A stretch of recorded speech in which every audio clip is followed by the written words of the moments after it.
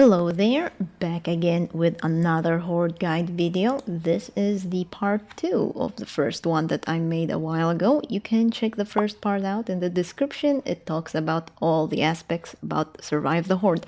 Now, for this second part, I made a mistake of just kinda skipping out on the waves part, which is somewhat one of the important factors in Survive the Horde. So it resorted me into making this video to talk about the waves a little more in detail. So yeah, another yapper video, mind you. So in that part 1 video, I talked about the wave details and showed a chart for the highest power level of normal Horde at tier 1. There are more to that in higher difficulty, so I kinda felt that it was very little information. So for anyone that wanted to go for the higher difficulty of Survive the Horde, that chart wasn't really enough. So for this video, I will be talking about the wave details, its modifiers, and the difficulty tiers. Of course, I'll be using my spreadsheet that I created for all of you when it comes to information for Survive the Horde. If you want to take a look on the chart yourself, the link is in the description with the first part of the Horde guide as well. First off, the waves in the Horde match. We all know it's maximum 15 waves, right? I can probably show the wave chart on screen here. The intel says we have 3 pillar waves and 1 survival wave, which is the timed one they've newly updated this year. The majority of the waves are physical element, meaning that most monsters you're gonna deal with are physical, and it is recommended to have physical element weapons to deal the most optimal damage possible. Now, next column is the enemy codex, in which it shows what husks that frequently spawn in a certain wave. Just for your information, the way I fill the enemy codex is from my perspective when I play those Horde matches. So any of these monsters named in one of the waves can be different from one another of your matches compared to mine. But all I can say, it's close to being what really spawns in a wave, this and that. What's even more interesting is that higher tier hordes does have different mob spawns. For example, on tier 1 normal horde, you get regular husks and pitchers. On tier 5, it's a husky husks that spawns rather than pitchers, making the difficulty increase reasonably hard.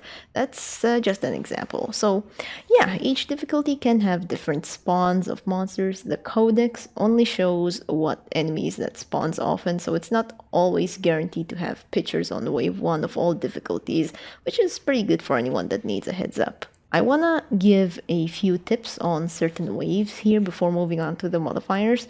You'll notice on every chart that some of them actually have the same enemies and never change in every difficulty possible. Like wave 7 here, it will always have propane husks spawning all the time, considering it the propane wave by default. Another ones are the 4 waves that have guaranteed mini bosses: wave 6, 11, 13, and 15. Oh, wave 13 is a pillar wave, but it is populated with takers, making it known as the taker wave. And the last wave, the 15 one, of course, literally every single mist monster in existence is being thrown at you for a straight 5 minutes. That should be all with what I can confirm on those waves. And finally, here we are, the modifiers. I want to give credits to Archer for helping me out on getting all the modifiers for every wave and difficulty tiers, including the weekly modifiers, making it possible to complete the spreadsheet for the Horde wave chart. So for the modifiers, you do notice every wave have its own modifiers. Some of them don't have one, and it's like a chiller wave, except for when it's the weekly modifier, whereas it's always applied to like every wave.